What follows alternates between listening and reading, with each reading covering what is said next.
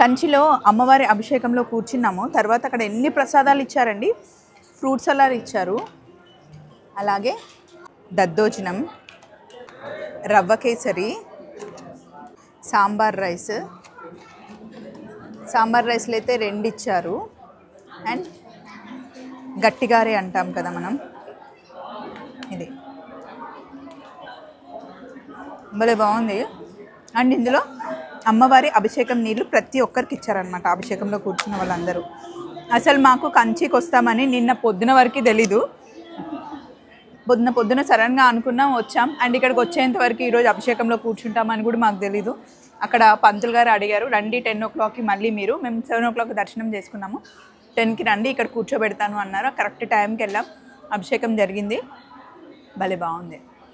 First sambar అన్నం తీసుకొని ఇట్లా నోట్లో వేసుకున్నాం. ఫుల్ నెయ్యి వేశారు, నోట్లో వేసుకోగానే కరిగిపోతుంది. ఇవైతే 2 బాక్సులు ఇచ్చారండి, భలే బాగుంది.